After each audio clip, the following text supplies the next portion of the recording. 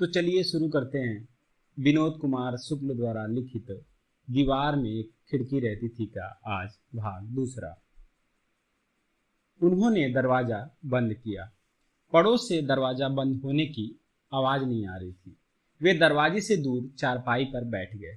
पत्नी एक कोने में खड़ी थी। सो गई थी? नहीं, पत्नी ने सिर हिलाया बस। कुछ देर चुप बैठे रहने के बाद उन्होंने कहा, छू कर देखो मुझको, बुखार है क्या? पत्नी को पास बुलाने का कोई और तरीका उन्हें नहीं सूझा। पत्नी उनके पास आकर खड़ी हो गई। शरीर गर्म हो तो बाएं गर्म हाथ से दाहिने गर्म हाथ को छुओ तो पता नहीं चलता कि बुखार है। उन्होंने बाएं हाथ से अपने दाहिने हाथ को छूते हुए कहा।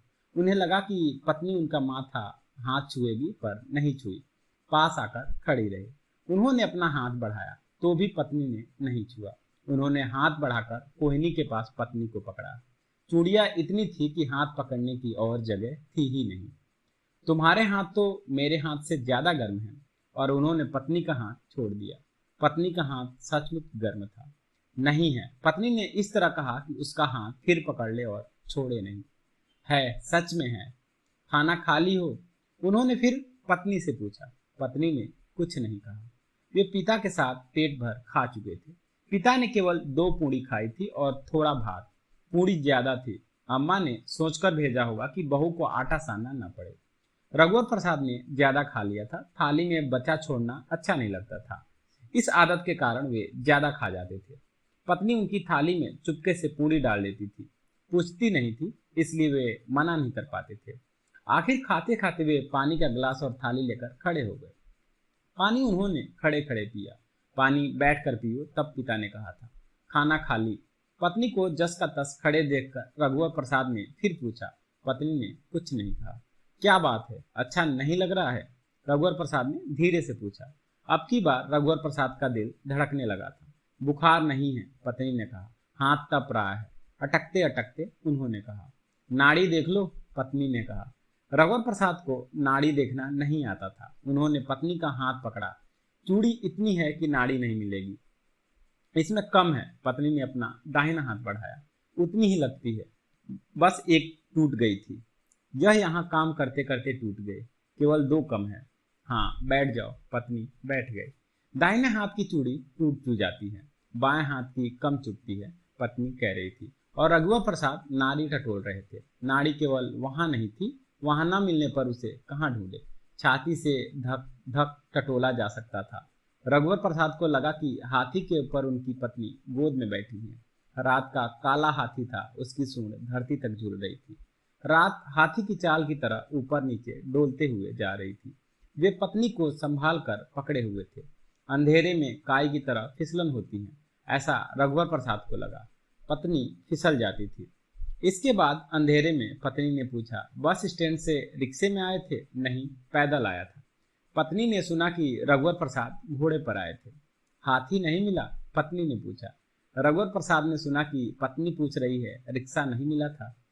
मिला था, पर पैदल आया। पैदल आने से पैसे बच गए थे, पास ही बस स्टैंड है।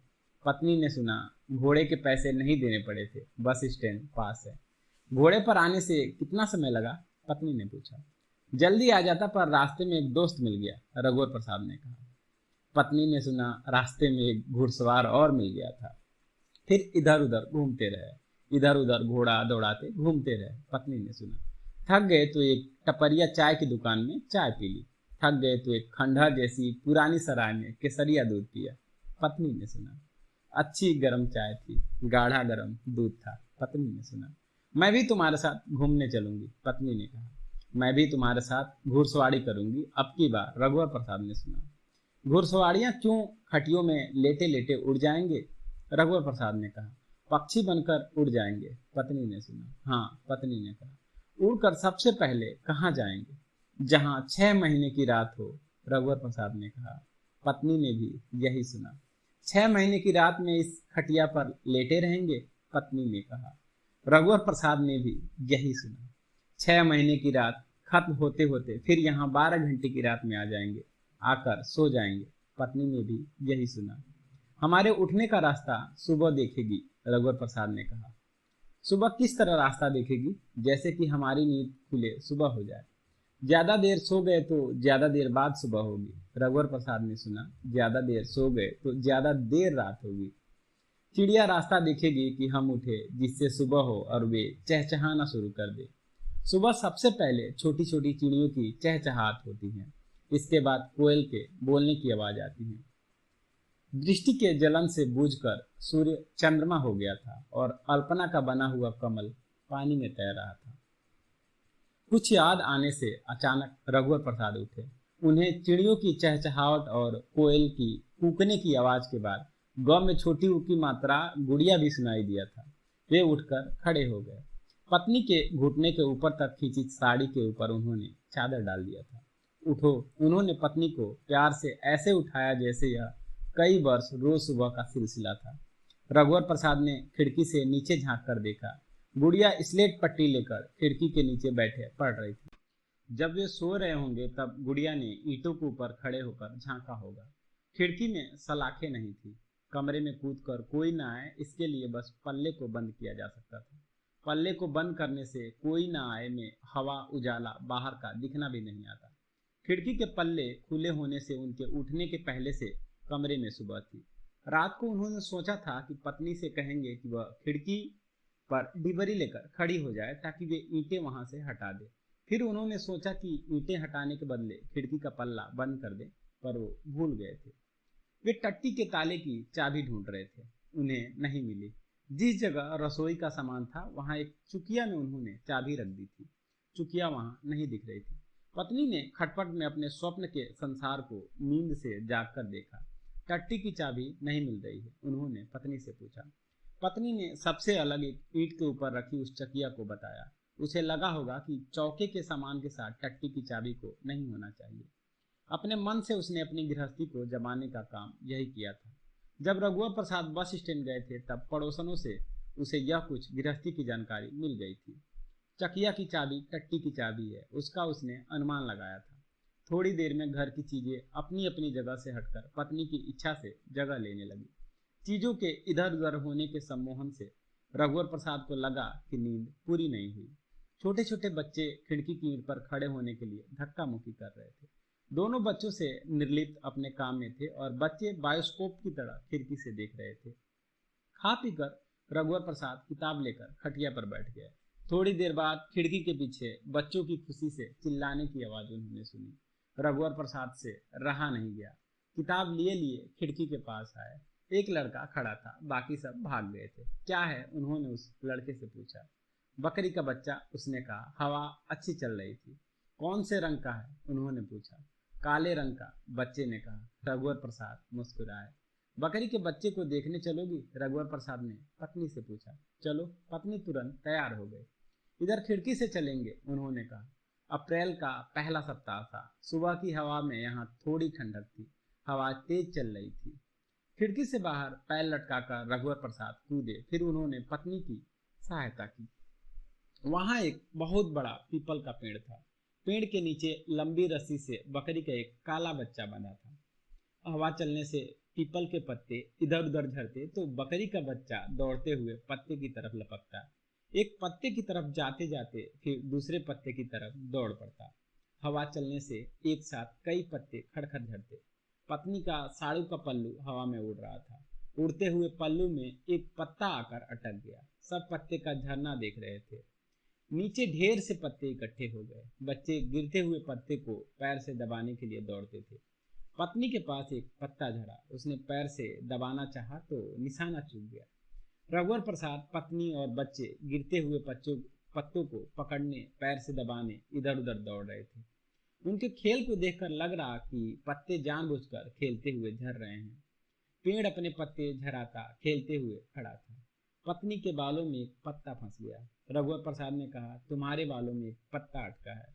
पत्नी ने बालों में पत्ते को उंगलियों से टटोला तो पत्ता नीचे गिर गया। गिर गया? रघुवर प्रसाद ने कहा। पड़ोसन अपनी खुली खिड़की से चिल्लाई, हाथी आया। बकरी के बच्चे के साथ खेलना छोड़ सारे बच्चे हाथी की तरफ दौड़ पड़े। रघुवर प्रसाद को लगा कि हाथी कुछ पहले आ गया है। वे पत्नी का हाथ पकड़े पकड़े खिड़की तक आए। पहले उन्होंने पत्नी को चढ़ाया, फिर वे कमरे में कूद गए। हाथी आया से प्रफुल्लित पत्नी दरवाजे खोलने लगी। पत्नी ने दरवाजे को पूरा खोला जैसे हाथी को घर के अंदर आना हो। पल्ले की आड़ से उसने देखा भारी भरकम हाथी था। फिर वो अंदर आ गए। रघुवर प्रसाद तैयार होते होते देख रहे थे कि हाथी सड़क के किनारे नग्न होकर पेशाब कर रहा था। हाथी पर बैसा साधु बीड़ी पी रहा था। हाथी देखकर पत्नी एक छोटी लड़की की तरह खुश थी। रघुवर प्रसाद आज साधु से कहना चाहते होंगे, हाथी पर बैठकर जाना अच्छा नहीं लग रहा है, मैं टेम्पो से चला जाऊंगा। तब साधु कहेगा, मैं आपको टेम्पो स्टैंड में देख रहा था, आप आए नहीं तो आपको लेने घर आ गया। आज देर हो गई, रघुवर प्रसाद कहेंगे। टेम्पो देखने में और देर होगी, हाथी से चले चलिए, हाथी को तेज ले चलेंगे। अच्छा कहकर रघुवर प्रसाद हाथी पर बैठने के लिए तैयार होंगे। कंधे से लटकने वाले झोलों में 3 किताबें थी।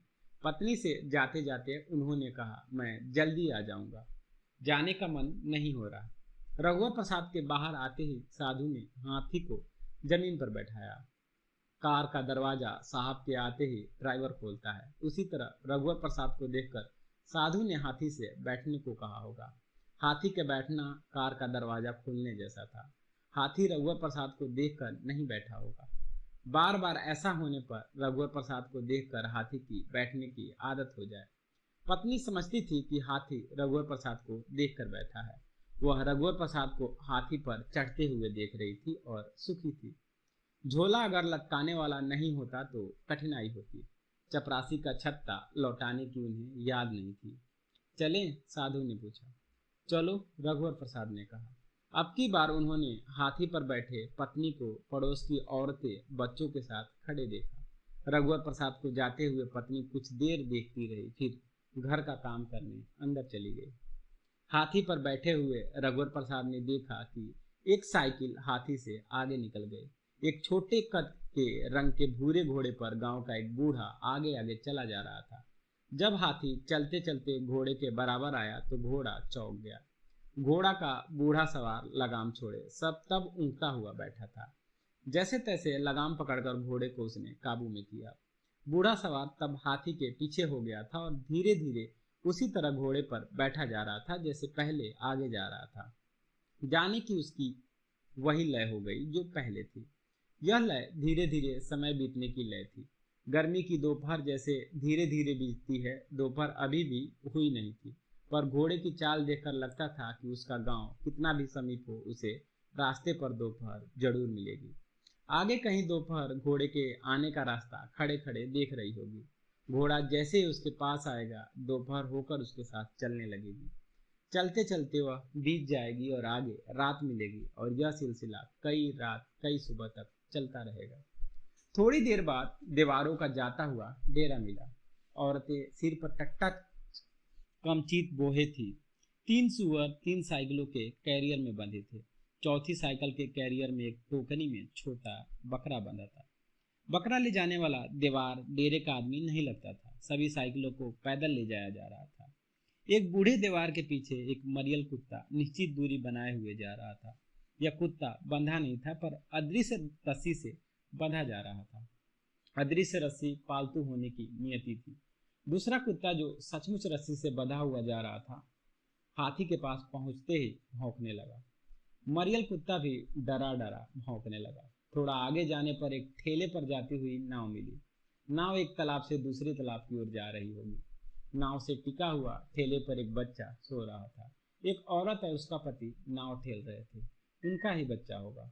नाव सीधी रखी थी, उसे बांधा गया था। फिर भी हाथी के ऊपर से देखने पर लगता था कि नाव तैरते तैरते छूट रही है और हाथी भी ऊपर नीचे होता हुआ हिचकोले खाता आगे बढ़ रहा है। नाव के साथ साथ चलने में कुछ समय तक चलना तैरने के समान लगता होगा। सड़क पर चलते हुए डूबने का डर कतई नहीं लगेगा, यह निश्चित था। पर हाथी के ऊपर बैठे हुए रघुवर प्रसाद को नीचे जाने का डर था। स्कूटर का हॉर्न सुनकर रघुवर प्रसाद ने देखा कि विभागाध्यक्ष साइकिलों के बीच से होकर हाथी से आगे निकलना चाहते हैं। एक सुअर बुरी तरह चीखा। विभागाध्यक्ष का ध्यान सुअर के चीखने से बट गया, नहीं तो वे रघुवर प्रसाद के नमस्ते को देखते, जो उनके लिए था। एक ट्रक आ रहा था। ट्रक में रेत भरी थी। नदी की चमकीली रेत थी। बरसात में नदी भरने लगती है, तब रेत निकालना मुश्किल हो जाता। तब खदान की रेत निकाली जाती थी। खदान की रेत साफ सुथरी नहीं होती थी। अधिक बरसात में रेत बहुत महंगी हो जाती। बरसात आने में अभी 1.5 महीना था। ट्रक को आते देख साधु ने हाथी को जितना सड़क के किनारे करना चाहा, हाथी उससे ज्यादा किनारे हो गया। शीशम के पेड़ की डाल से बचने के लिए दोनों को झुकना पड़ा। शीशम की एक कोमल डाल रघुवर प्रसाद ने झुके हुए तोड़ लिया था। महाविद्यालय से कुछ दूर रघुवर प्रसाद उतरना चाहते थे, पर साधु ने हाथी को झंडा लगाने की बल्ली के पास रोका। हाथी के बैठते ही इस तरह उतरे कि वे हाथी से नहीं उतर रहे, वहां पहले से खड़े थे और हाथी उनके पास आ गया। शीशम की डाल उनके पास थी, डाल में छोटी छोटी कली थी। विभागाध्यक्ष थोड़ी देर पहले आकर बैठे थे। शीशम की डाल उन्होंने पूछा। जी हाँ। शीशम में फूल आ गए। हाँ, आम में बौर बहुत आए। आम के बौर और महुआ के फूल की गंध मुझको एक जैसे लगती है। जी, सर चक्कर आता है। आपको? नहीं, मन को। अच्छा, मैं ध्यान दूंगा कि मन को चक्कर आता है या मुझको। बांस की पत्तियां पीली पड़कर झड़ने लगी। रघुवर प्रसाद हाथी की बात कहने से अपने को बचा रहे थे। यही हाल विभागाध्यक्ष का था। विभागाध्यक्ष ने रघुवर प्रसाद को हाथी पर बैठे हुए देख लिया था। आम के पेड़ के शरीर का रंग और नीम के पेड़ के शरीर का रंग एक जैसा है, रघुवर प्रसाद ने क्लास लेते जाते समय विभागाध्यक्ष से कहा था। पढ़ाकर जब वे लौटे तब वे विभागाध्यक्ष ने उनसे कहा, आपके दोनों हाथ में चौक लगी रहती है। कक्षा से आते हैं तो हाथों के साथ साथ चेहरे पर भी सफेदी लगी रहती है। आपको मालूम तो है सर, मैं दोनों हाथों से लिखता हूँ। हाँ, पर चेहरे से तो नहीं लिखते। जी हाँ। चलने से दोनों पैर एक साथ चलते हैं, रुको तो दोनों पैर एक साथ रुक जाते हैं, दोनों पैर एक साथ आराम करते हैं। रघुवर प्रसाद बिना रुके लिख सकते थे। बायां हाथ थक जाए तो दाहिने हाथ से, तब तक बायां हाथ सुस्ता लेता। बायां हाथ के सुस्ताने के बाद बाएं हाथ से लिखते और दाहिना हाथ सुस्ताता रहता। यदि वे ऐसा करते रहे तो एक समय बहुत जल्दी आएगा जब लिखने के पास उनके लिए कुछ नहीं बचेगा और हाथ थके हुए नहीं होंगे। पत्नी को जब ये मालूम हुआ कि रघुवर प्रसाद दोनों हाथ से लिख सकते हैं तो उसने एक बारगी पति से पूछा, क्या तुम्हारे हाथ में 6 उंगलियां हैं? नहीं। पर तुमने कैसे सोचा कि मेरी 6 उंगलियां हैं? तुम दोनों हाथ से लिखते हो इसलिए पूछा। दोनों हाथ से लिखने वालों के हाथ में 6 उंगलियां होनी चाहिए। नहीं, पर मुझको लगा। पत्नी ने रघुवर प्रसाद की दोनों हथेलियों को अपने गालों पर रखते हुए कहा। मेरी पैर की उंगलियों को देखो। पत्नी ने कहा। क्या 6 उंगलियां हैं? देखो तो। ठीक तो है। पत्नी के नन्हे नन्हे सुंदर पैर थे। अंगूठे के पास एक उंगली लायक और जगह थी। क्या एक उंगली और थी जो कटवा ली? जगह है पर उंगली नहीं निकली। 5 तो ठीक है, मेरी 5 उंगलियों के बाद कितनी जगह है पर छठवीं नहीं निकली। कहकर रघुवर प्रसाद ने अपने हाथ की एक उंगली अंगूठे की खाली जगह के पास रख दी। पत्नी ने पैर की उंगलियों से रघुवर प्रसाद की हाथ की उंगली को जोर से जकड़ा। अच्छा, छोड़ दो, रघुवर प्रसाद ने कहा। पत्नी ने छोड़ दिया। अरे, कहकर पत्नी ने रघुवर प्रसाद के पैर छुए। क्या हुआ? उन्होंने पूछा। तुमको पैर लग गया था, रघुवर प्रसाद मुस्कुराए। ऐसे कितनी बार तुम्हारा पैर मुझको लगता होगा, तब तो तुम पैर नहीं छुई। कई दिन बाद मैं भी एक बार पैर छू लूं तो पहले का हिसाब पूरा हो जाता है। शर्मा कर पत्नी ने कहा। क्या तुमको मालूम है जामुन में भी फूल आते हैं? रघुवर प्रसाद ने पूछा। हाँ, मुझको मालूम नहीं था। मैं सोचता था जामुन में सीधे फल लगते हैं। क्या तुमने इस साल जामुन के फूल को देखा है? हाँ, तुम्हारे आने के 2-3 दिन पहले जब छोटे छोटे फल आ गए हैं। मैं नहीं देखी। किसी पेड़ से ढूंढ कर देखेंगे, शायद अभी फूल फल नहीं बने हो। जामुन के सीधे फल पर ध्यान जाता है, फूल पर नहीं। परीक्षा में स्याही या पेन बदलते समय निरीक्षक से अनुमति लेनी पड़ती थी। यह कड़ा नियम था। तब निरीक्षक को उत्तर पुस्तिका में लिखना पड़ता था कि स्याही या पेन बदलने की अनुमति दी गई है। परीक्षार्थी बाएं हाथ से या दाहिने हाथ से इसकी स्वतंत्रता थी। रघुवर प्रसाद के बाएं हाथ के अक्षर और दाहिने हाथ के अक्षर में अंतर नहीं था। बहुत ध्यान से देखने पर अंतर मालूम होता था। यह अंतर उसी तरह था जैसे गणेश जी की फोटो को बाएं तरफ से देखो फिर दाहिनी तरफ से जाकर देखो, या किसी रखी कुर्सी को बाएं तरफ से देखो या दाहिने तरफ से, कुर्सी में अंतर नहीं होता था। रघुवर प्रसाद जब पढ़ते थे तब उनको परीक्षा के समय हाथ बदलने की अनुमति लेनी पड़ती थी।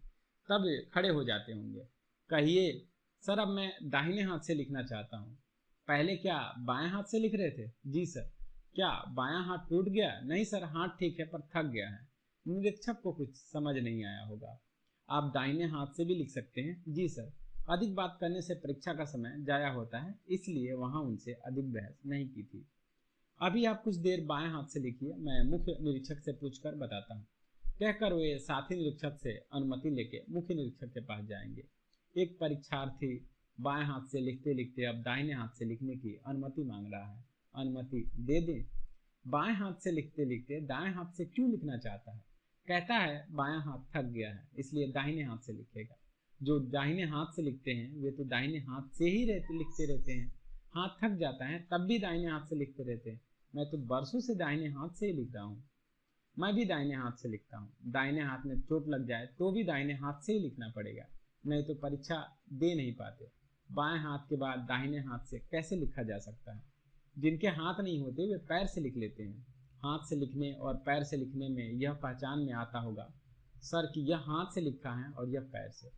जैसे जैसे हाथ पहचान में आ जाता है कि हाथ है और पैर पहचान में आ जाता है कि पैर है। मुंह से ब्रश पकड़कर चित्र बनाने के बारे में मैंने पढ़ा है। मुंह से बनाई कोई झोपड़ी ही हो तो झोपड़ी देखकर यह कैसे पता चलेगा कि यह मुंह से बनी झोपड़ी है और यह हाथ से? शायद मुंह से अच्छी नहीं बनती हो, हाथ से भी खराब बनती है। सचमुच की झोपड़ी मुंह से अच्छी नहीं बनेगी। विद्यार्थी तो वही है, चाहे वो बाएं हाथ से लिखे या दाहिने हाथ से, चाहे न लिखे, उसे अनुमति दे दीजिए और रघुवर प्रसाद को परीक्षाओं में दोनों हाथ से लिखने की अनुमति मिल जाती होगी। रघुवर प्रसाद दूसरे लड़कों से अधिक लिखते होंगे।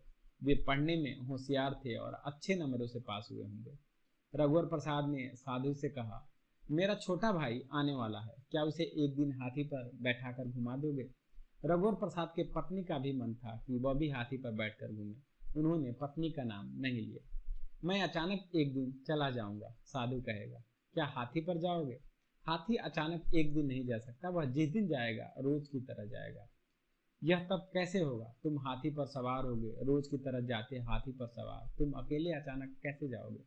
हाथी के साथ तुम भी रोज की तरह चले जाओगे। हाँ, मैं हाथी पर सवार होकर अचानक नहीं जा सकता, घोड़े पर अचानक जा सकते हैं। घोड़े पर थोड़ा अचानक जाया जा सकता है, पूरा अचानक नहीं। रात के अंधेरे में या दिन के सुनसान में कुछ अचानक हुआ जा सकता है, पर आजकल अंधेरा एकदम अंधेरा नहीं होता और दिन का सुनसान एकदम सुनसान नहीं। मैं घोड़े पर जाता हुआ दिख जाऊंगा। घोड़े की टॉप की आवाज खड़बड़ खड़बड़ दूर तक सुनाई देगी। जितना सुनसान दिन और रात में होगा, खड़बड़ खड़बड़ उतनी दूर तक सुनाई देगी। फिर जाना दिख जाएगा। हाथी तो दबे पांव चलता है, दौड़ेगा तो दबे पांव। उसके गले में घंटी नहीं है, उसके जाने की आवाज नहीं होगी। वह इतना बड़ा है कि छुप नहीं सकता, वह दिख जाएगा। घोड़े को कुछ छुपाया जा सकता है, हाथी को बिल्कुल नहीं। पर घोड़े की आवाज आड़ में नहीं छुपती। आड़ में खड़े रहेंगे तो कब तक रहेंगे और जाना कैसे होगा? वेश बदलकर अचानक नहीं जा सकते। कोई नहीं पहचानेगा और लगेगा कि तुम अचानक चले गए। मैं अपना वेश बदल लूंगा, पर घोड़े और हाथी का वेश कैसे बदलूंगा? हाँ, घोड़े का वेश नहीं बदल सकते, हाथी का भी नहीं। आदमी दाढ़ी मूछ मुड़ाकर बदल जाएगा, कपड़े बदल लेता है तो वेश बदल लेता है। युवा बूढ़ा हो जाता है, लंगड़ा लूला अंधा बनकर वेश बदल सकते हैं। अच्छा होता कि हाथी को ऊंट बनाकर कुछ दूर तक जाते, फिर बैल बनाकर बैलगाड़ी में चले जाते। हाथी को बहुत छोटा हाथी बनाकर झोला के अंदर रखकर रेलगाड़ी बस से अचानक चले जाते। घने जंगल में वे छुप सकते थे। हाँ, पर मुझे छुप कर बनारस जाना है तो मैं जंगल में हाथी समेत छुप जाऊंगा। जंगल में बनारस की तरफ चलता रहूंगा। जंगल तो थोड़ी दूर इतना बड़ा है, बनारस तक इतना बड़ा नहीं है। जंगल के बाद गांव, शहर या खुला मैदान होगा, तब नहीं छुप सकूंगा। जंगल में छुप कर बनारस जाने का एक ही तरीका है कि जंगल भी साथ साथ बनारस चले और जंगल के अंदर हाथी चलता रहे। तुम बेस बदल लो, फिर हाथी पर बैठकर चले जाना। लोग सोचेंगे कि हाथी पर कोई दूसरा चला गया। पत्नी खाना बनाने की तैयारी कर रही थी। रघुवर प्रसाद दरवाजा खोलकर बाहर खड़े थे। विभागाध्यक्ष कुर्ता धोती पहने स्कूटर हाथ से ठेलते हुए आ रहे। यह देख रघुवर प्रसाद उनके पास गए। क्या हुआ सर? चालू करते करते थक गया, चालू नहीं हुई। आगे मिस्त्री की दुकान है। हाँ है ना, आइए पहले चाय पी लीजिए। चाय नहीं, पानी पीऊंगा। अच्छा आइए। विभागाध्यक्ष सामने बरामदे में खड़े रहे। रघुवर प्रसाद ने पत्नी को आवाज दी। पत्नी कमरे में नहीं थी। कहाँ गई? लगता है खिड़की से उस पार चली गई। आइए सर, उधर चलिए। किधर? खिड़की के उस पार। चप्पल उतार दीजिए। विभागाध्यक्ष चप्पल उतारकर रघुवर प्रसाद के पीछे पीछे कमरे में आए। रघुवर प्रसाद फुर्ती से खिड़की से कूदे। विभागाध्यक्ष ने खिड़की से आती हुई ठंडी हवा को महसूस किया। जंगली फूलों की आती गंध थी। विभागाध्यक्ष जैसे ही नीचे उतरे, चिड़ियों के कलरव को उन्होंने सुना। आकाश साफ था, सूर्य था, पर इतनी गर्मी नहीं थी। दोनों नंगे थे, पगडंडी थी, पगडंडी को गोबर से लीप दिया गया था। आइए सर, कहते हुए वो गोबर से लिपी पगडंडी पर चलने लगे। विभागाध्यक्ष को लगा कि उन्होंने लंबी पूंछ वाली शाह बुलबुल को देखा है। बड़ी अच्छी जगह है रघुवर प्रसाद। विभागाध्यक्ष बहुत खुश हुए। जी सर, उस तरफ कुछ दूरी पर तहसील ऑफिस है और इस तरफ एकदम पास बस स्टैंड है। रघुवर प्रसाद ने हाथ के इशारे से उनको बताया। छोटे छोटे लड़के लड़कियां छुपा छुपाई खेल रहे थे। फटी कमीज पहने एक छोटा बच्चा जामुन के पेड़ के पीछे पीछे छुपा था। बच्चे इधर उधर दिख जाते थे। 3 पेड़ों की आड़ में छुपे 3 बच्चे थे। चलते चलते एक पतली छोटी नदी मिली। नदी का पानी एकदम छिछला था, पर स्वच्छ और ठंडा। छोटे से छोटा बच्चा उसमें डूब नहीं सकता था। पानी इतना साफ था कि पानी के नीचे छोटे बड़े पानी के तरासे हुए तरह तरह के गोल पत्थर दिख रहे थे। आप पानी पीना चाहें तो यहाँ पी लें, साफ पानी है। नदी में एक बहुत छोटी बच्ची केवल चड्ढी पहने खड़ी थी। उसके हाथ में एक पत्थर था। विभागाध्यक्ष पानी पीने उतरे।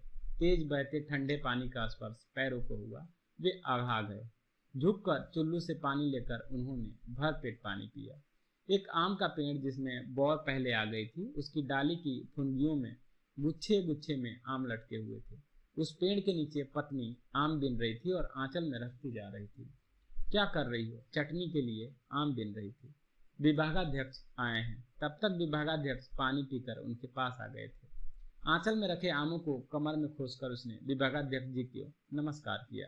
विभागाध्यक्ष ने मन में सोचा, रघुवर प्रसाद की पत्नी कितनी सुंदर है। तुम जाकर खाना बनाओ, हम लोग चाय यहाँ बूढ़ी अम्मा की दुकान से पी लेते हैं। आइए सर। रघुवर प्रसाद दूसरी पगडंडी की तरफ बढ़ गए। यह पगडंडी भी गोबर से लिपी थी। पगडंडी में कहीं कहीं गोबर की पपड़ी के नीचे से हरी दूब के गुच्छे निकल आए थे। ये दूब के गुच्छे पूरी पगडंडी पर पैर रखने के लिए हरे मखमल के टुकड़े की तरह लग रहे थे। इस तरफ हवा में गीलापन था। पगडंडी के बाईं तरफ पगडंडी के साथ साथ चट्टानें थी। इन्हीं चट्टानों के बीच से ऊपर से कहीं पानी फूट कर बह रहा था। इसकी तेज आवाज आ रही थी। आगे एक बरगद के पेड़ की छाया के नीचे 4 बल्ली गाड़कर बांस की छप्पर पर बोरा डाल दिया गया था। बरगद में छोटे छोटे लाल फल लगे थे। जमीन पर फल बिखर पड़े थे। एक बड़ा काले मुंह का बंदर पेड़ पर बैठा हुआ चुन चुन कर बरगद के फल खा रहा था।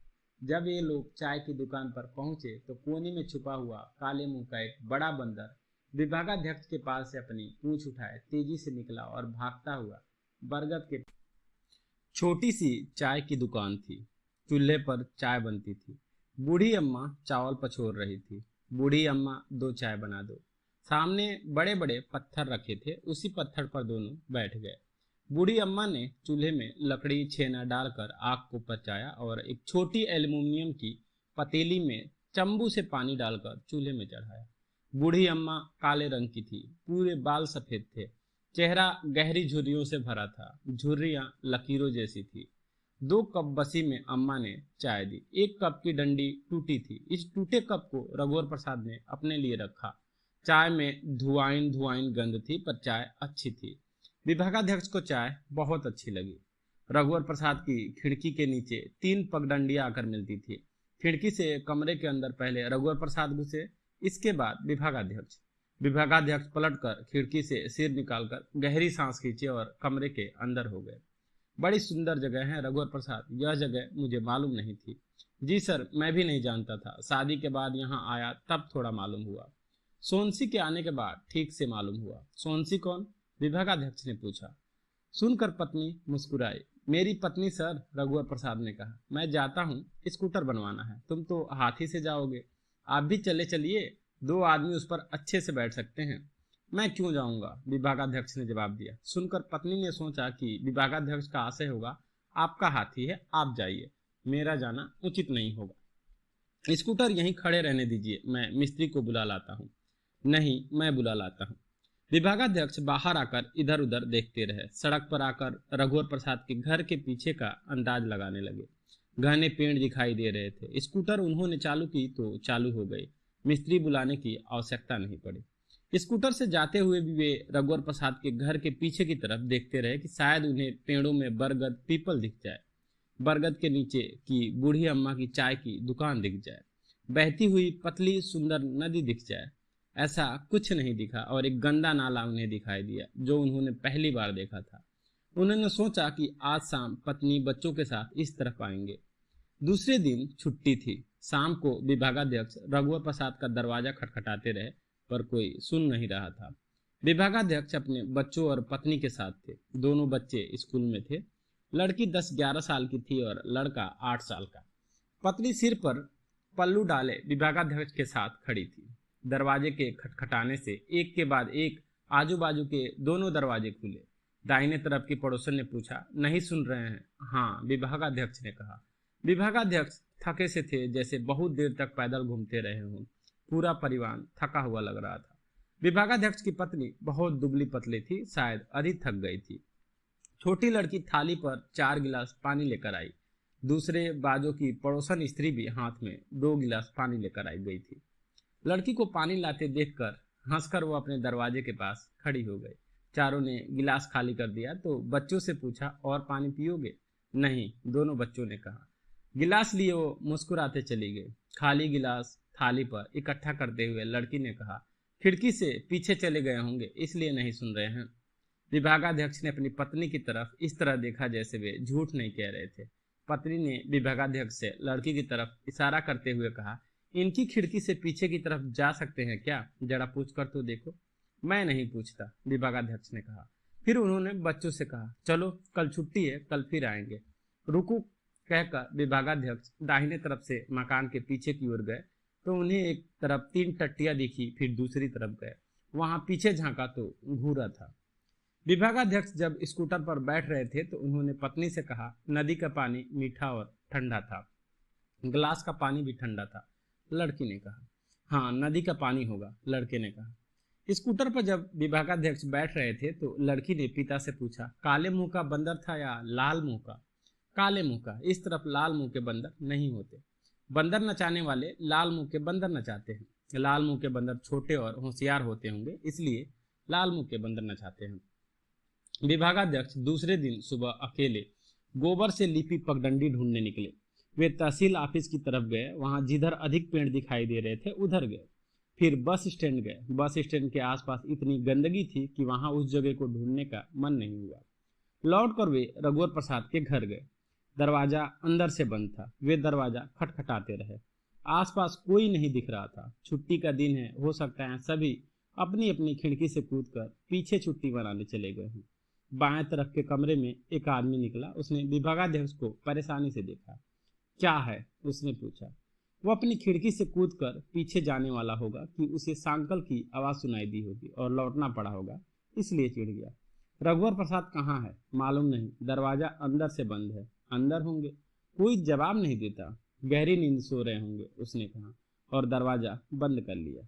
दाहिने ओर के कमरे से भी वही छोटी सी लड़की आ गई जो थाली में पानी का गिलास लाई थी। विभागाध्यक्ष को देखकर लड़की अंदर जाने के लिए पलटी तो विभागाध्यक्ष ने उसे रोका। कहाँ जा रही हो? पानी लाने। मैं पानी नहीं पीऊंगा, तुम रघुवर प्रसाद को बुला दो। विभागाध्यक्ष चाहते थे कि लड़की अपने घर की खिड़की से बाहर निकले और यदि रघुवर प्रसाद कमरे में सो रहे हो तो उनकी खिड़की से आवाज देकर उठा दे। वो तो नहीं है, लड़की ने जवाब दिया। दरवाजा तो अंदर से बंद है, कहाँ चले गए? खिड़की से पीछे चले गए। अच्छा, पीछे चले जाते हैं, विभागाध्यक्ष ने बड़बड़ाया। वे स्कूटर की तरफ बढ़े तभी उन्हें ध्यान आया कि लड़की से कहें कि उन्हें भी पीछे रघुवर प्रसाद के पास जाना है। कहने के लिए वे पलटे तो दरवाजा बंद था। तीनों दरवाजे बंद थे। दरवाजा खटखटाने की अब उनकी इच्छा नहीं हुई। वे बहुत निराश लौटे। पीछे के सौंदर्य को उन्हें बच्चों पत्नी के सामने इतना नहीं बखानना था। बच्चे उनसे जाते ही पूछेंगे, बरगद का पेड़ मिला? नदी मिली? बंदर मिला? बूढ़ी अम्मा की चाय पी? पगडंडी गोबर से लिपी थी। बच्चे फुगड़ी खेल रहे थे। पत्नी पूछेगी, झरे हुए आम बिन कर ले आते तो चटनी बन जाती। तब वे कहेंगे कि बहुत ढूंढा और वह जगह नहीं मिली। तहसील ऑफिस की तरफ से बस स्टैंड की तरफ से ढूंढा, वह जगह कहीं नहीं मिली। उधर बहुत गंदगी थी। मकान के पिछवाड़े और गंदे थे। बच्चे फिर और पूछेंगे तो वे चिड़चिड़ा जाएंगे। अच्छा तुम लोग अपना काम करो, किसी के घर की खिड़की को रास्ता बनाना ठीक नहीं है। रास्ता मिल जाए तो ले जाएंगे। ज़्यादा बागीचा घूमने का मन है तो म्यूनिसपैलिटी का बगीचा शाम को चले जाना। छुट्टी का दिन था। सवेरे से रघुवर प्रसाद और सोनसी खिड़की से कूदकर पीछे गए। रघुवर प्रसाद के हाथ में एक लोहे की बाल्टी थी जिसमें धोने के कपड़े थे। सबसे ऊपर साबुन की एक नई बट्टी थी। दोनों नंगे पैर थे। गंगा इमली के पेड़ के थोड़ी दूर से होकर पगडंडी बनी थी। पेड़ के नीचे कांटे झड़ते थे, इसलिए गंगा इमली लाल पक गई थी। बहुत से तोते डालों से ऊपर नीचे लटके उसे खा रहे थे। खाते खाते चोंच से फल टपक जाता था जिसे बच्चे बीन लेते थे। पत्नी ने जमीन से उठाकर कच्चा फल खाया। एक टुकड़ा उसने रघुवर प्रसाद को दिया। इधर महुआ के पेड़ों की कतार थी। महुआ के सफेद फूल नीचे टपके पड़े थे। महुआ की कतार के साथ साथ गहरी मादक गंध की हवा में कतार थी। पगडंडी पर चलते हुए उसी मादक गंध की गहरी सांस लेते हुए दोनों जा रहे थे। बूढ़ी अम्मा की चाय पियोगी?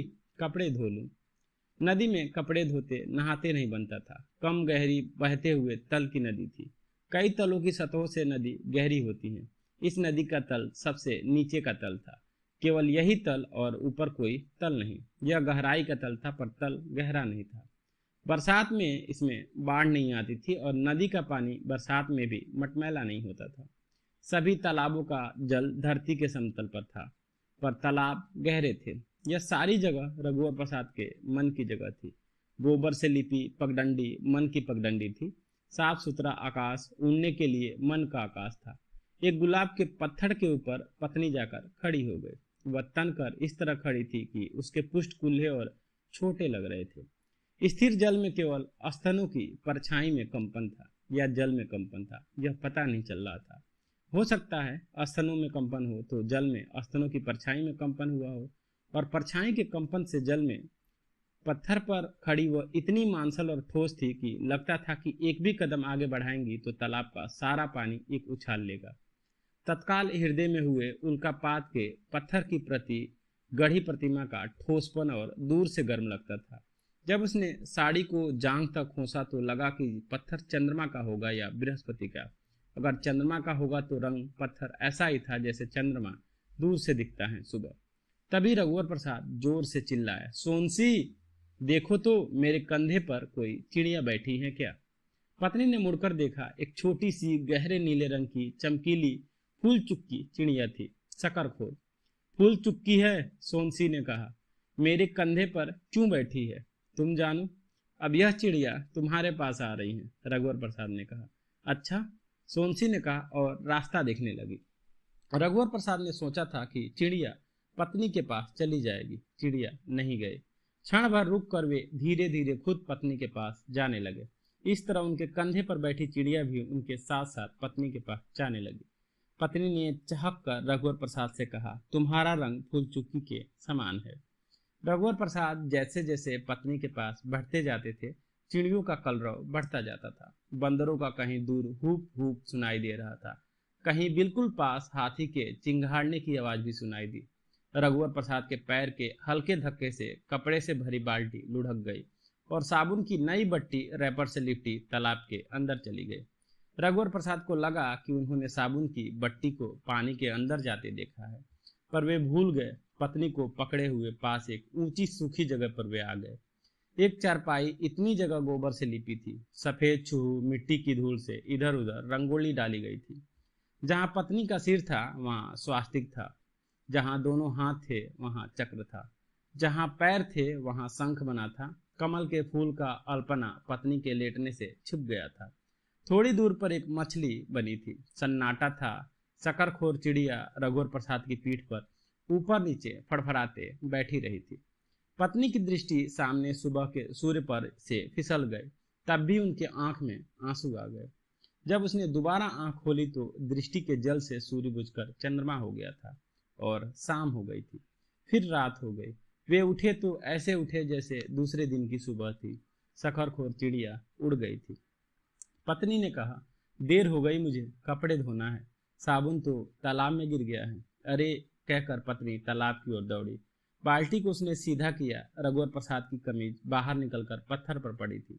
वहीं किनारे साबुन की बट्टी थी, एकदम गीली हो गई थी। साबुन है, पत्नी ने कहा। पत्नी ने स्थिर पानी में देखा। उस पानी में अल्पना के स्वास्तिक, शंख, चक्र, मछली दिखी। चूहू मिट्टी की धूल की रंगोली मछली तैर रही थी। उसी ने तैरते हुए साबुन की बट्टी को निकाला होगा। साबुन देखकर रघुवर प्रसाद आश्चर्यचकित हो गए थे। शायद एक बड़ी मछली ने खाने की चीज समझकर साबुन को पकड़ा होगा, फिर यहीं किनारे छोड़ दिया होगा। हाँ, रंगोली की मछली ने साबुन को निकाला होगा। अल्पना की मछली को मैंने जल में तैरते देखा है। अच्छा, आश्चर्य से रघुवर प्रसाद ने कहा। उन्होंने तालाब के जल को एकटक देखा। उन्हें अल्पना का बना हुआ कमल दिखा। मुझे कमल दिख रहा है, रघुवर प्रसाद ने कहा। मुझे भी दिख रहा है, पत्नी ढेर से खिले हुए कमल को देखकर कह रही थी।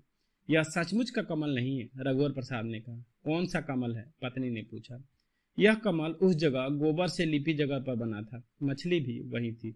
हाँ, रघुवर प्रसाद ने कहा। वे तालाब में घुसकर नहाने लगे। नहाने की पत्नी की हलचल में तालाब के खिले हुए कमल धीरे धीरे दोनों के चारों तरफ इकट्ठा हो गए, पर लगता था कि जैसे उनके नहाने से सफेद कमल की फूलों की संख्या बढ़ रही थी और फूलों की बाढ़ उनके समीप आने लगी थी। इतने में बूढ़ी अम्मा चाय के 2 कप लेकर आई और गोबर से लिखी उस जगह पर लाकर धर दी जहां अल्पना मिट गई थी। उसने वहां से आवाज दी, बाहर आ जाओ, कमल में फंस जाओगे। दोनों बाहर आ गए। पत्नी ने बाल्टी से गिरी रघुवर प्रसाद की कमीज से अपनी देह को पोंछा। रघुवर प्रसाद ने बाल्टी में रखी पत्नी की साड़ी से देह को पोंछा। टूटे कप को रघुवर प्रसाद ने लिया। चाय पीकर पत्नी कपड़े धोने लगी। रघुवर प्रसाद कप लेकर चले गए। फिर वे बच्चों के साथ गंगा इमली तोड़ने लगे। उसी दिन दोपहर को रघुवर प्रसाद ने खुशी से चिल्लाते बच्चों की आवाज़ सुनी। फिर उन्हें लगा कि बच्चे आपस में झगड़ भी रहे हैं। उन्होंने खिड़की से झांका। 4 छोटी छोटी लड़कियां थी, जिसमें एक गुड़िया थी। 2 लड़कियां ईंट से ईंट रगड़कर ईंट का लाल चूड़ा बिछे अखबार पर इकट्ठा कर रही थी। गुड़िया और दूसरी लड़की ईंट पर छुहू मिट्टी का ढेला रगड़कर सफेद चूड़ा बना रही थी। रघुवर प्रसाद ने पूछा, ब में छोटी ऊँट की मात्रा या ग में? रंगोली किसी ने बिगाड़ दी, गुड़िया ने कहा। कौन सी रंगोली? तालाब के किनारे वाली। मैंने नहीं बिगाड़ी। सोनसी, इधर आओ। क्या है? इनकी तालाब वाली रंगोली किसी ने बिगाड़ दी है, रघुवर प्रसाद ने कहा। मैंने नहीं बिगाड़ी, सोनसी ने कहा। मैंने भी नहीं बिगाड़ी, रघुवर प्रसाद ने कहा। बूढ़ी अम्मा के बंदर ने बिगाड़ी होगी, एक लड़की ने कहा, जो एक लाल रंग का फटा लहंगा और हरे रंग का पोलका पहनी थी। हाँ, उसने बिगाड़ी है, सोनसी ने कहा। मैं फिर बना लूंगी, गुड़िया ने कहा। हाँ, सोनसी ने कहा, हम फिर बिगाड़ देंगे। धीरे से रघुवर प्रसाद ने पत्नी से कहा। पत्नी ने रघुवर प्रसाद से कहा, आज छुट्टी है, क्या हाथी की भी छुट्टी होगी? वह महाविद्यालय जाएगा। रघुवर प्रसाद ने सुना, खिड़की से उस तरफ हमारा हाथी कैसे जाएगा? उन्होंने कहा, जाएगा नहीं तो काम कैसे चलेगा? पत्नी ने कहा, खिड़की से हाथी नहीं जा सकेगा। हाँ, रघुवर प्रसाद ने कहा। पत्नी ने सुना, मन की खिड़की है, हाथी क्यों नहीं जाएगा? पत्नी ने कहा, मन की खिड़की और बड़ी होती तो ठीक था, मन का हाथी बड़ा है। तुम उसकी चिंता मत करो। मैं चाहती थी कि वहां हाथी होता, तुम उस पर सवारी करते। आम पक जाएंगे तो मैं हाथी पर बैठकर जाऊंगी। हाथी पर खड़े होकर आम आसानी से तोड़ सकेंगे। तुमको आम की पड़ी है? क्या हुआ, मुफ्त में आम मिल जाएंगे। हाथी भी पेट भर आम खा लेगा। एक ही तो आम का पेड़ है, बहुत से पेड़ होंगे। केले का जंगल होगा, दरवाजा खोल देंगे तो हाथी केले के जंगल को खिड़की की हवा से सूंघ लेगा और खिड़की से चला जाएगा। कैसे जा सकेगा? खिड़की की दीवार तोड़ के जा सकेगा। महावत से कहेंगे कि वह तहसील ऑफिस की तरफ से या बस स्टैंड की तरफ से हाथी को ले चले। रघुवर प्रसाद ने फिर कहा, पर पत्नी ने नहीं सुना। उसे लगा रघुवर प्रसाद ने कुछ नहीं कहा। रघुवर प्रसाद हाथी का रास्ता देखते बैठे थे। महाविद्यालय जाने का समय हो गया था। हाथी आया नहीं था। उसने सड़क के दोनों तरफ देखा, हाथी दूर तक नहीं दिखा। शायद साधु बीमार हो या साधु हाथी पर बैठकर कहीं चला गया हो। अचानक नहीं गया होगा। अचानक नहीं गया तो बताकर जाना था। वे कमरे के अंदर गए और पत्नी से कहा, हाथी नहीं आया, अब टेम्पो से जाऊंगा। टेम्पो से तो जल्दी पहुंच जाओगे, थोड़ा रुक जाओ। क्यों? कल जो कपड़े धोए थे वही सूखने के लिए झाड़ियों पर डाल दिए थे, लाना भूल गए, जाकर ले आओ। अरे कोई लेकर तो नहीं जाएगा? वहां कौन उठाएगा? बंदर। अपने पहनने के लिए मेरी कमीज और पैंट ले जाएंगे, उनके नाप का नहीं है, जाओ। पत्नी ने रघुवर प्रसाद को खिड़की की तरफ धक्का दिया। जूते उतारकर रघुवर प्रसाद कूदे और नंगे पैर दौड़ते गए। झाड़ियों में फंसे सूखे कपड़े सूख गए थे, हवा से इधर उधर हो गए थे। कपड़े समेटकर वे लौटे। बूढ़ी अम्मा बाहर चारपाई पर कपड़ा डाले बरी चुआ रही थी। अच्छी धूप निकली थी। बूढ़ी अम्मा कपड़ा लेने आया था, चिल्लाते हुए रघुवर प्रसाद ने कहा। बूढ़ी अम्मा ने सुना बरी चुआ ने सोनसी को भी बुला ली थी। यह वाक्य रघुवर प्रसाद कहना चाहते थे पर दौड़ते हुए कहना भूल गए थे, जिसे बूढ़ी अम्मा ने सुन लिया था। रघुवर प्रसाद जब खिड़की से अंदर आए तो पत्नी ने रघुवर प्रसाद से कहा, हाथी आ गया है। अरे, रघुवर प्रसाद ने कहा। उन्होंने जल्दी जूते पहने, रबल सोल के जूते थे, पर साधु ने पता नहीं क्यों जूता उतारकर हाथी पर बैठने को कहा। वे जल्दी जल्दी जूता उतारने लगे। मोजा पहने हुए थे। एक हाथ में जूता पकड़े हुए वे हाथी पर पास गए। हाथी उनको देखकर बैठ गया था। हाथी पर चढ़कर उन्होंने साधु से पूछा, क्या मुझको देखकर हाथी बैठ गया था? नहीं, मैंने बिठाया था, साधु ने कहा। हाथी महाविद्यालय की तरफ जा रहा था। पत्नी को देखना वो भूल गए थे। पहले तो मैं जूते पहनकर बैठता था, रघुवर प्रसाद ने कहा। मैं टोकना भूल गया था। जूते पहनकर नहीं बैठना चाहिए, पर मेरे जूते में नॉल नहीं है। साधु ने तब कुछ नहीं कहा।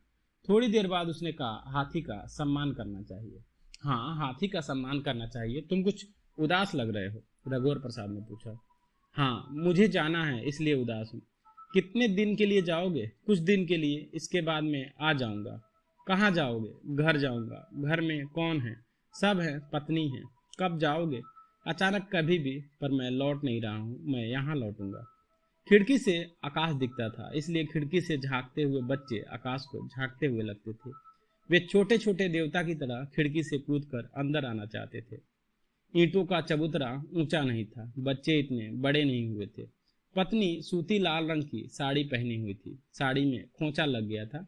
नीचे का चौकट का एक खीला थोड़ा उभरा था। खिड़की से कूदते समय साड़ी फट गई। साड़ी फट गई, रघुवर प्रसाद ने बताया। हाँ, आज सी लूंगी। रघुवर प्रसाद खिड़की के पास आए। उभरा हुआ खीला देखकर उन्होंने उस तरफ खड़े बच्चे के सिर पर प्यार से हाथ फेरते हुए कहा, क्या खीला ठोकने के लिए एक पत्थर दोगे? हाँ, लड़के ने खुश होकर कहा। लड़का एक छोटा गोटा उठा रहा था। उसे नहीं, उसके पास जो गोल बड़ा पत्थर है उसे, रघुवर प्रसाद ने बताया। दोनों हाथ से पत्थर उठाकर लड़का खिड़की के पास आया। बाहर झुककर रघुवर प्रसाद ने लड़के के हाथ से पत्थर लिया। जब रघुवर प्रसाद खीला ठोक रहे थे तब लड़का खिड़की से अलग हट गया था। उसी जगह रख देना जहां से उठाए थे। रघुवर प्रसाद ने लड़के को पत्थर दिया। उसी जगह लड़के ने पत्थर रख दिया। ठीक है, रघुवर प्रसाद ने कहा। ठीक है कि शाबाशी से लड़का खुश हो गया। बेमौसम की बरसात नहीं हुई थी, पर खिड़की से दूर तक पेड़ धुले हुए चमकीले हरे लग रहे थे। वातावरण नहाया हुआ लग रहा था। दरवाजा बंद था। दरवाजे के पास खड़े होकर लग रहा था कि दरवाजे के पास आंधी चल रही है। तेज हवा से दरवाजा हिल रहा था। क्या बाहर आंधी चल रही है? रघुवर प्रसाद ने पूछा। पत्नी ने खिड़की की तरफ देखकर कहा, नहीं तो। खिड़की से आकाश साफ दिखता था। पेड़ धीरे धीरे हिलते डुलते दिख रहे थे। दरवाजा खोल कर देखता हूँ। रघुवर प्रसाद ने दरवाजा खोला तो दरवाजा झटके से खुल गया। जोर की हवा ने धक्का दिया था। जमीन पर रखा हुआ गिलास हवा से लुढ़क गया। दीवार में लगा कैलेंडर खीला समेत उखड़ गया। कमरे में धूल भर गई। इतना सब कुछ हुआ जबकि रघुवर प्रसाद ने तत्काल दरवाजा बंद कर। खिड़की बंद करने की किसी को याद नहीं थी, जरूरत भी नहीं थी। खिड़की से धीरे धीरे अच्छी हवा आ रही थी। खिड़की से बाहर शांत था। कमरे के अंदर धूल से खिसकन बढ़ गई थी। पत्नी झाड़ू लगाने लगी। ढेर सी धूल कोने में झाड़ू से इकट्ठी हुई थी। थाली में गुथा हुआ आटा था। गीले फरिया के टुकड़े से ढका था, इसलिए लगता था कि रेत धूल आटे में चिपकी नहीं होगी। फिर भी फरिया को झटकाकर थाली को पत्नी ने पोंछा। थोड़ा आटा उंगली में लेकर उसने चखा। शायद आटा किरकिरा रहा था। अब पत्नी ने पूछा, ऊपर का परत भर आटा निकालकर रोटी बनाना, रघुवर प्रसाद ने कहा। जब लगा कि आंधी थम गई तब कमरे की धूल को बाहर झाड़ा गया। 3 दिन तक झटकारना पोंछना चला, तब कमरे की हालत ठीक हुई। पत्नी कंघा करते करते थक गई थी। उसके बाल लंबे और घने थे। बाल सुलझ नहीं रहे थे। शादी के पहले उसकी माँ कंघी करती थी, अब उसे खुद करना पड़ रहा था। आधे घंटे से ज्यादा हो गए। लकड़ी का चौड़ा कंघा था। इतना बड़ा कंघा है, पत्नी ने कहा। लाओ मैं कंघा कर दूं, रघुवर प्रसाद ने कहा। तुमसे नहीं बनेगा। बन जाएगा। रघुवर प्रसाद ने पत्नी के पीछे बैठ गए। उन्होंने पत्नी के बालों को अपनी गोद में रख लिया। वे ऊपर से बालों को सुलझा रहे थे, धीरे धीरे कंघी कर रहे थे, तब भी बाल खींचे आते थे। सोनसी बालों को सिर के पास हाथ से दबाए हुए थी। उसकी आंख में आंसू आ गए। लगता है, पत्नी ने कहा। रहने दो, तुम ही कंघी करो, रघुवर प्रसाद ने कहा। तुम तालाब में डुबकी लगाकर जैसे ही सिर ऊपर निकाला करो तो बालों को पीछे झटका लिया करो, फिर समेट कर जूड़ा बना लिया करो, इससे बाल अड़झेंगे नहीं, रघुवर प्रसाद ने फिर कहा। कौन बताया? किसी ने नहीं। पानी के अंदर बाल सुलझ कर तिरा जाते हैं। बहुत बाल टूट गए हैं, कंघी से बाल निकालते हुए पत्नी ने कहा। बड़े फज्जर नहाने के लिए तालाब जाते समय पत्नी ने कहा, मैं 2-3 दिन बाल गीले नहीं करूंगी, चोटी नहीं खोलूंगी। वह कंघी करने से बचना चाहती थी। नहीं, तुम डुबकी लगाकर नहाना, बूढ़ी अम्मा कंघी कर देगी, उसके बंदर लिख जुआ भी देख लेंगे, हंसते हुए रघुवर प्रसाद ने कहा। मेरे जुआ नहीं है, बंदर से मैं जुआ नहीं दिखाऊंगी, बाल गीले नहीं करूंगी। जुआ बंदरिया से दिखाओ लेना, रघुवर प्रसाद ने कहा। नहाने जाने के लिए रघुवर प्रसाद अंगोछा, चड्ढी और साबुन की बट्टी लेकर खिड़की से कूदे। पत्नी रघुवर प्रसाद की धुली कमीज, अपनी धुली साड़ी और पोलका लेकर खिड़की से कूदी। अच्छी हवा चल रही थी। तुम बाल खोल लो, हवा में बाल उड़ेंगे, सुनकर सोनसी ने मुस्कुराते हुए चलते चलते अपने बाल खोलकर छितरा दिए। तेज हवा से बाल और छितरा हुए उड़ रहे थे। तुम मेरा हाथ पकड़ लो, कहीं मैं बाल के उड़ने से उड़ न जाऊं। पत्नी ने उड़ते हुए आंचल को खोस लिया था। आंचल क्यों खोस ली? ऐसे में मैं उड़ जाऊंगी। कैसे उड़ोगी? रघुवर प्रसाद ने कहा। उड़ते हुए बाल और उड़ता हुआ आंचल पंख की तरह पत्नी को सचमुच उड़ा न ले जाए, सोचकर रघुवर प्रसाद ने पत्नी का हाथ जोर से पकड़ लिया। हवा इतनी अच्छी और तेज चल रही थी कि धूल नहीं उड़ रही थी, परंतु कहीं गोबर से लिपी जगह पर 18 बिंदी लगाकर चौक पूरा हो गया होगा। वह सुंदर मांगलिक आकृति हवा के द्वारा जस का तस उठा ली गई थी। वह आकृति पतंग की तरह उड़ रही थी। फिर और भी छोटे छोटे आटे से पूरी की गई आकृतियां इधर से उधर उड़ते दिखाई दी। हवा उनके स्वरूप को बिगाड़ नहीं रही थी। तभी रघुवर प्रसाद के हाथ से सोनसी का हाथ छूट गया। सोनसी दौड़ती हुई आगे निकल गई। रघुवर प्रसाद ने जैसे सोनसी के दौड़ने को ही पकड़ा हुआ था। पकड़ा हुआ दौड़ना छूट कर दौड़ गया था। दौड़ती हुई सोनसी के बाल हवा में तिरा गए थे, जिससे एक बारगी लगा कि क्या वह खड़े खड़े उड़ गई। रघुवर प्रसाद ने सुना कि सोनसी ने ओझल होने के पहले कहा है कि पीछे आओ। ओझल हो गए कि पीछे पीछे ओझल होकर ही जाया जा सकता था। दूसरे का ओझल होना पता चल जाता था। खुद का ओझल होना खुद को पता ही नहीं चलता हो, दूसरे की पता चल जाता हो सकता है रघुवर प्रसाद भी ओझल हो गए हों। जिस दिशा में सोनसी गई थी उसी दिशा में रघुवर प्रसाद गए। हवा भी उसी दिशा में जा रही थी। इस समय सारी स्थापना उसी दिशा की थी और दोनों के इर्द गिर्द थी। रघुवर प्रसाद पेड़ों के बीच से जा रहे थे। वे सोनसी सोनसी की आवाज लगा रहे थे। आगे रघुवर प्रसाद को क्षण भर के लिए सोनसी दिखी। सोनसी की साड़ी लगता है हवा उड़ा ले गई थी, पर वह नग्न नहीं थी। हवा में उड़कर जाती हुई रंगोली ने उसे ढका लिया था। वह रंगोली की साड़ी पहनी हुई थी। हवा जब थम गई तो पेड़ों, फूलों, दूबों की गंध जो फैल गई थी वह पेड़ों, फूलों, दूबों के आसपास सिमटने लगी। यह सिमटना इस तरह था कि पेड़ों के पास फूलों की गंध सिमट गई, दूबी के पास पेड़ों की गंध थी। एक पेड़ के पास जो बरगद का पेड़ था वहां तीज त्योहारों के दिन की पूजा स्थल की सुगंध थी। उसी के पास एक पेड़ का तना एकदम काला चिकना था। यह शिवलिंग की तरह पेड़ था। गोबर से लिपी पुती जगह पर उस पेड़ के नीचे आंख मूंदे सोनसी लेटी हुई थी। सोनसी को जानबूझकर रघुवर प्रसाद का पास आना मालूम नहीं पड़ रहा था। सोनसी को जानबूझकर रघुवर प्रसाद का वहां खड़े खड़े उसे निहारना मालूम नहीं पड़ रहा था। सोनसी को जानबूझकर रघुवर प्रसाद का कुछ भी करना मालूम नहीं पड़ रहा था।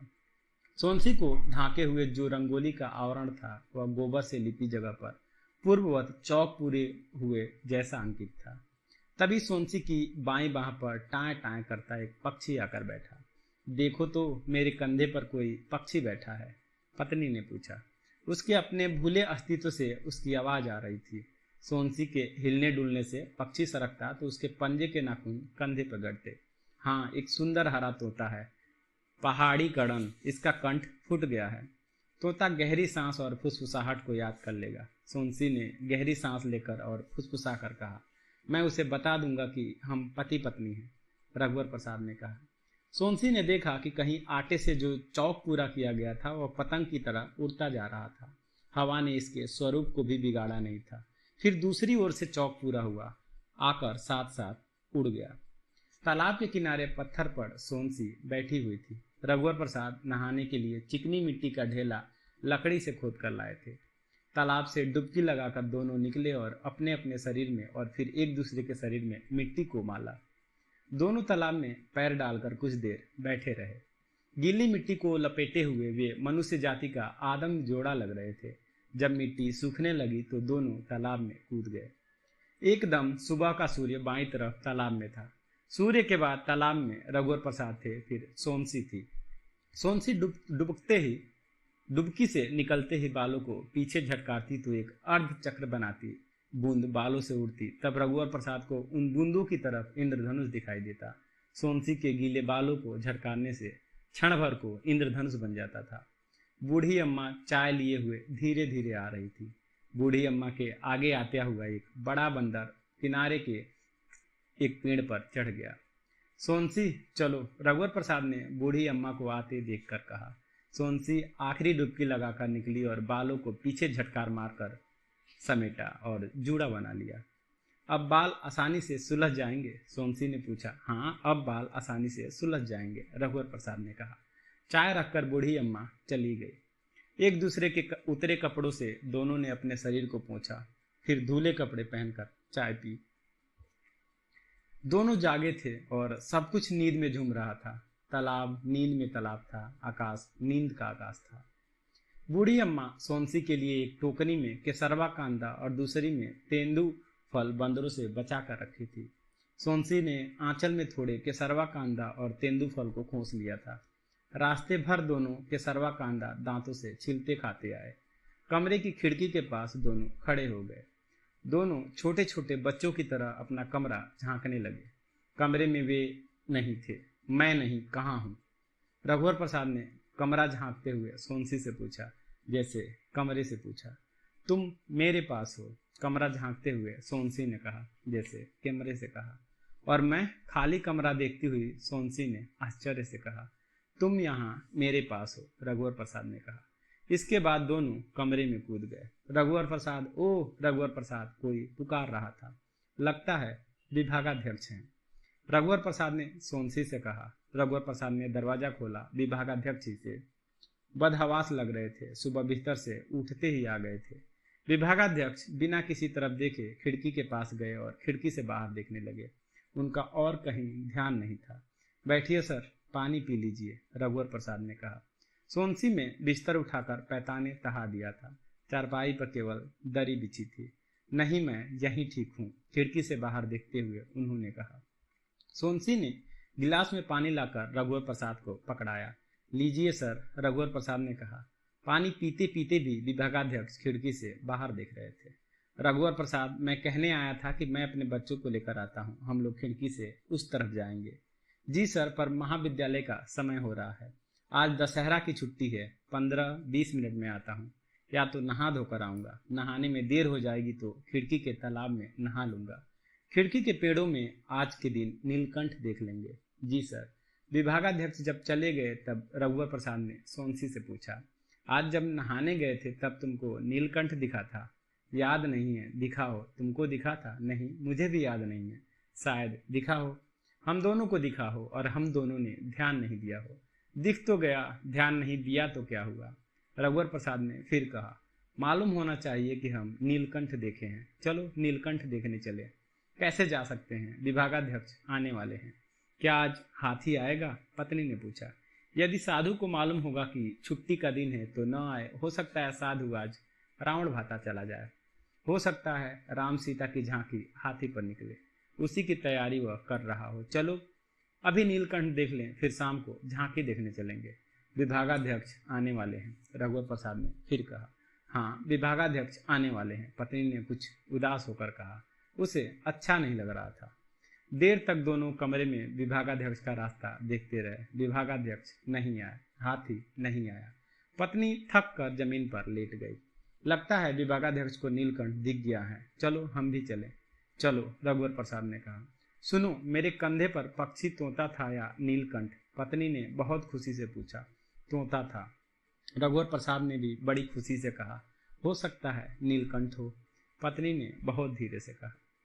दोनों नीलकंठ देखने निकले। घर से 2 कदम निकलने के बाद पत्नी ने कहा, मुझे अच्छा नहीं लग रहा। रघुवर प्रसाद ने पत्नी की हथेली को छुआ, गर्म थी। तुमको तो बुखार है, रहने दो, नहीं जाते, कमरे में रहेंगे। नीलकंठ को दिखना होगा तो वह खिड़की पर आकर बैठ जाएगा। नहीं, चलो, कुछ नहीं हुआ है। देर तक तालाब में नहीं डूबे रहना चाहिए। हो सकता है हमने नीलकंठ देख लिया हो। तुमने देख लिया हो तो लौट चलते हैं। पक्का नहीं, चलो रिक्शे में चलते हैं। म्युनिसिपल के अस्पताल चलेंगे, रास्ते में नीलकंठ दिख जाएगा। घर के सामने नीम के पेड़ के नीचे वे खड़े हो गए। रघुवर प्रसाद रिक्शा देख रहे थे। पत्नी दूर क्षितिज की तरफ देख रही थी। क्या देख रही हो? रघुवर प्रसाद ने पत्नी को सहारा देने के लिए सटा लिया था। नीलकंठ देख रही हूँ। क्षितिज में नीलकंठ होता भी तो दिखाई नहीं देगा। क्यों? बहुत छोटा होगा, दिखाई तो देगा। इतना छोटा होगा कि दिखाई नहीं देगा। मुझे अपनी तरह से देखने दो, तुम अपनी तरह से आसपास देखो, पत्नी ने कहा। रघुवर प्रसाद ने एक जाते हुए खाली रिक्शे को रोका। कहाँ जाना है? रिक्शे वाले ने पूछा। नीलकंठ देखने, पत्नी ने कहा। म्युनिसिपल अस्पताल चलो, रास्ते में नीलकंठ देख लेंगे, रघुवर प्रसाद ने कहा। लखोली गांव चलूं? वहां बहुत नीलकंठ हैं। पहले अस्पताल चलो, फिर लखोली चलेंगे। पत्नी रघुवर प्रसाद के कंधे पर सिर रखे आंख मूंदे थी। सो गई? अच्छा नहीं लग रहा है। नहीं सो रही हूँ, दिखेगा तो मुझे बता देना। फिर उसने रिक्शे वाले से कहा। रिक्शे वाले, रास्ते में नीलकंठ दिखे तो इनको बता देना। जब जब वो आंख मूंदती थी वो कहती थी कि देखते रहना और देखते ही बताना। देर करोगे तो उड़ जाएगा, उड़ जाएगा तो उड़कर जाते हुए दिख जाएगा। रिक्शे वाले से उसके पीछे पीछे चलने के लिए कहेंगे। नीलकंठ के पीछे पीछे रिक्शे वाले को कहाँ तक ले जाया जा सकेगा? मान लो उड़कर दूर उस पीपल के पेड़ पर बैठ गया। पीपल के पेड़ तक पहुंचने में देर लगेगी, वहां बैठा तो नहीं रहेगा। वहां से भी उड़कर आकाश की ओर ओझल हो गया हो तो? रघुवर प्रसाद रिक्शे वाले से कहेंगे, आकाश की तरफ ले चलो। फिर सोचेंगे आकाश की तरफ बहुत चढ़ाई करनी पड़ेगी। तब वे रिक्शे वाले से कहेंगे, तुम रहने दो, यही हमारा रास्ता देखना, मैं रिक्शा ले जाता हूँ। अपनी पत्नी को रिक्शा चलाते हुए वे आकाश की ओर ले जाएंगे। पैंडल मारेंगे और ऊंचे चढ़ जाएंगे। ऊपर बादल के टुकड़े रिक्शे पर लद जाएंगे। बादल का कोई वजन नहीं होता। किसी बादल में लोगों को न दिखने के लिए दशहरा के दिन नीलकंठ बैठा हुआ दिख जाएगा। पत्नी को दिखाएंगे, सोनसी देखो, नीलकंठ पेड़ पर दिख जाएगा, इसलिए यहाँ भूरे बादल पर आकर बैठ गया है, तुम भी देखो। यह भी हो सकता था कि नीलकंठ देखने की उत्कृष्ट इच्छा और उसके न दिखने से ऊब जाएगा, उड़ते हुए सामने आए कि दोनों एक साथ उसे देख ले, फिर चला जाए। जाने के बाद भी नीलकंठ को जरूर लगेगा कि दोनों ने उसे